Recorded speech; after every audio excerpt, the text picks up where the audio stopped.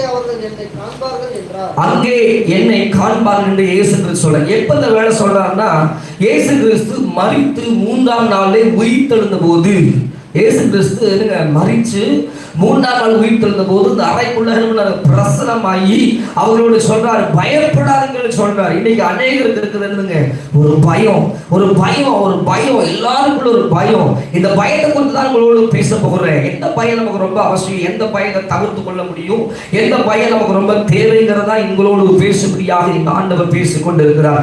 பாருங்க, சீசர்கள் அவர்களோடு இருந்தாங்க, தேவனோடு இருந்தாங்க, கர்த்தரோடு இருந்தாங்க, தேவன் செய்த அற்புதங்களை பார்த்து கொண்டிருந்தாங்க. ஆனா இயேசு கிறிஸ்து மரித்த போது, இயேசு கிறிஸ்து கல்வாரி சிலுவையில தன் ஜீவனை கொடுத்த போது அநேகருக்கு என்ன வந்ததுங்க, ஒரு பயம் வந்துச்சு. கலங்கினாங்க, திகிழ்த்தாங்க. அந்த பயம் அவங்களுக்கு எந்த லெவலில் போச்சுன்னா, நம்மளையும் சிலுவையில் அடிச்சிருவாங்கன்னு சொல்லி என்ன பண்ணாங்க, ஓடி ஒளிந்தாங்க. அந்த பயம் அவங்களுக்கு ஓடி ஒளி பண்ணுச்சு. இன்னைக்கு அநேகர்களுக்குள்ள இருக்கிற அந்த பயம் உங்களுக்கு ஓடி ஒளிய பண்ணுது.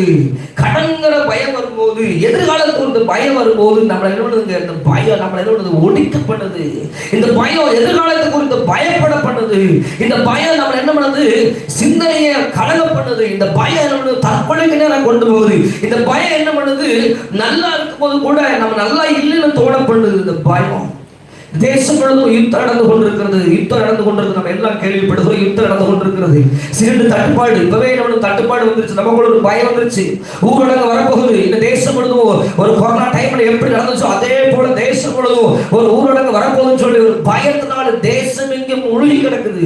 சிலிண்டர் கிடைக்குமா கிடைக்காத ஒரு பயம், பெட்ரோல் கிடைக்குமா கிடைக்காத பயத்தினாலதான் என்ன பண்றாங்க, பெட்ரோல் நிரப்புறாங்க. பயத்தினால சிலிண்டர் பேர் பண்றாங்க, புக் பண்ணிட்டே இருக்கிறாங்க. என்னது, ஒரு பயம், பயம், தட்டுப்பாடு, ஒரு பயம். இறுதி முழுவதும் பயத்தினால தேசம் பயத்தினால் நிறைந்திருக்கிறது. தேவ ஜனமே, தேவ பிள்ளைகளே, உங்களை பார்த்து என் ஆண்டு சொல்லுகிறார், பயப்படாதீங்க. என் ஆண்டு சொல்றார், பயப்படாதீங்க. என் ஆண்டு சொல்றார், உங்களை பார்த்து, ஜனத்தை பார்த்து சொல்லுகிறார், பயப்படாதீங்க. ஏன் பயப்பட சொல்றாருன்னா, நான் உங்களோடு இருக்கிறேன். கர்த்தர் உங்களை பார்த்து சொல்றாரு, நான் உங்களோடு கூட இருக்கிறேன், உங்களோடு கூட இருக்கிறேன். அதனால என்ன பண்ணாதீங்க, பயப்படாதீங்க.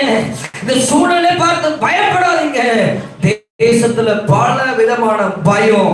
ஒருத்தருக்குள்ள பயம் இருந்துச்சுன்னா அந்த பயம் குடும்பத்தின் மூலமா ஆகிய செய்யும். ஒருவர் பயப்படுறீங்கன்னா அந்த குடும்பத்தின் மூலமாக அந்த பயம் ஆட்கொள்ளப்படும். யுத்தத்துக்கு போகிற ஒரு மனிதனுக்குள்ள பயம் இருந்துச்சுன்னா முழு யுத்தத்தையும் தடை செய்யப்படும். ஒரு பயம் அந்த யுத்தத்தை தோல்விக்கு நேராக கொண்டு போகும். இன்னைக்கு உங்க குடும்பத்துக்குள்ள இருக்கிற நீங்க சகோதரனை, சகோதரியே, உனக்குள்ள ஏதோ ஒரு பயம் இருக்குது, ஏதோ ஒரு பயத்துக்குள்ள